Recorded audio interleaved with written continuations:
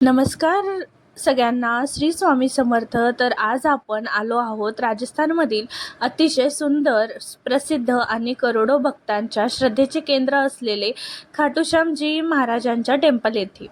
तर तुम्हाला माहीत आहे का खाटूश्याम बाबा कोण होते, त्यांचा महाभारतशी काय संबंध होता, आणि भगवान कृष्णा यांनी त्यांचं शिर का मागितलं होतं? तर आजच्या या व्हिडिओमध्ये आपण ते पूर्ण समजून घेणार आहोत आणि खाटूश्याम बाबांचा संपूर्ण इतिहास, त्यांचा त्याग, श्रद्धा आणि त्या मंदिराची काय खासियत आहे, या सगळ्या गोष्टी मी तुमच्यासोबत या व्हिडिओमध्ये शेअर करणार आहे. तर व्हिडिओ शेवटपर्यंत नक्की बघा, खूप माहितीपूर्ण व्हिडिओ होणार आहे.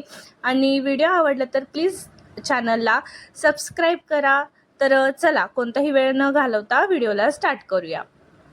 तर खाटूश्याम बाबा हे महाभारतातील अतिशय पराक्रमी योद्धा बर्बरीक मानले जातात. बर्बरीक हे पांडवामधील भीम यांचा नातू आणि घटोत्कच यांचा मुलगा होता.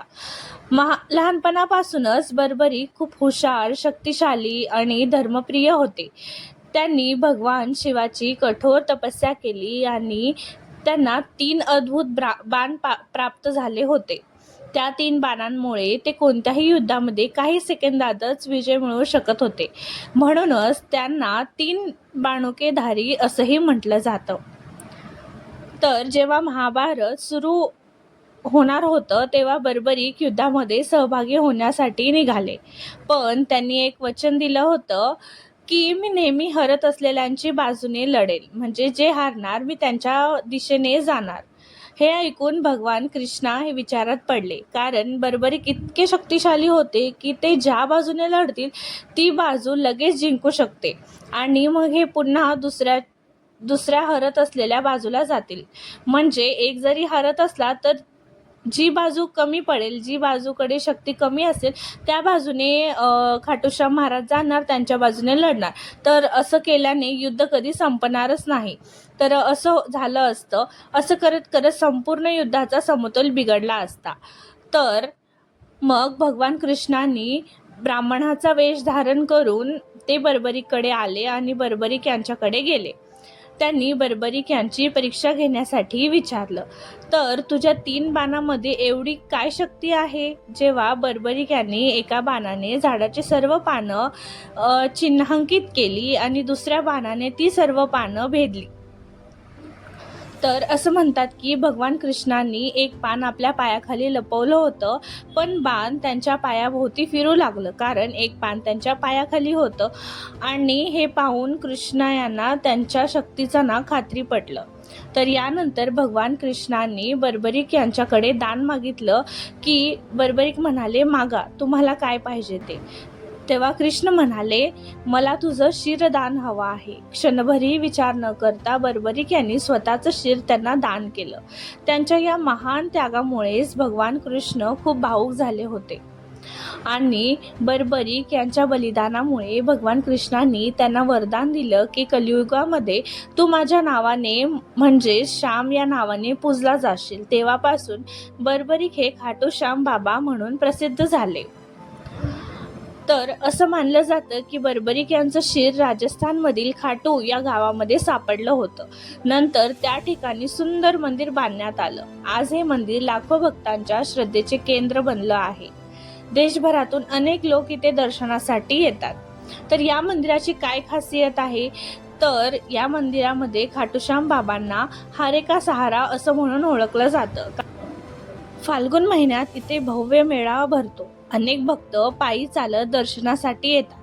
इथली आरती आणि भक्तिमय वातावरण मनाला खूप शांतता देते आणि असं मानलं जातं की मनापासून आपण जे मागतो देवाकडे तर ते बाबा पूर्ण करतात. म्हणूनच त्यांना हारे का सहारा असं म्हटलं जातं. तर आम्ही इथे गेलो होतो खाटूश्याम महाराजांच्या मंदिरला. तर गेल्यावर खूप छान वाटलं. तिथे खूप भक्त लोक येतात दर्शन घेण्यासाठी. आणि आता आजच्या काळात ना खूप जणांना म्हणजे या मंदिराबद्दल खूप रील्स वगैरे येतात, तर त्याच्यामुळे खूप जास्त जनजागृती झाली आहे, म्हणजे मंदिराबद्दल कळालं आहे. तर खूप छान मंदिर आहे आणि असं शेडखालीच आहे, असं पर्टिक्युलर मंदिर त्याचं गोकुळ वगैरे असं काहीच नाही आहे.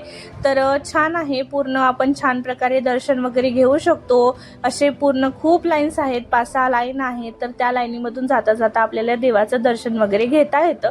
पण गर्दी खूप जास्त असतं, त्याच्यामुळे ना लेकरं वगैरे असेल तर सांभाळून जावा.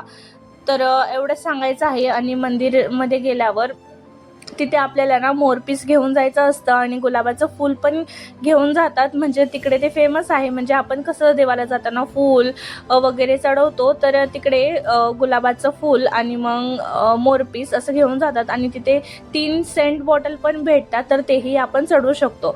आणि गुलाब ते तिथंच घेतात, त्याच्यामुळे मी तुम्हाला सांगेन की गुलाब तुम्ही घेऊ नका, कारण ते जेव्हा आपण लाईनीत थांबतो तेव्हाच ते काढून घेतात, तर त्याच्यामुळे त्याचा काही उपयोग होत नाही. फक्त तुम्ही मोरपीस घ्या, ते देवाकडे दाखवून ना परत तुम्हाला देतात, तर ते ना घरी आणून आपण देवाकडे पूजू वगैरे शकतो. तर हे खूप जास्त उपयोगाचं आहे.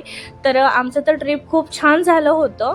तर तुम्हीही कधी प्लॅन करताय मला नक्कीच कॉमेंटमध्ये सांगा. तर लवकरात लवकर जावा आणि तुमच्या जे काही इच्छा असेल ते नक्कीच देवाला सांगा. तुमच्या सगळ्या इच्छा लवकरच पूर्ण होतील. आणि असेच व्हिडिओ ना पाहत राहण्यासाठी माझ्या चॅनलला कनेक्ट व्हा आणि हा व्हिडिओ कसा वाटला मला नक्कीच कॉमेंटमध्ये कळवा.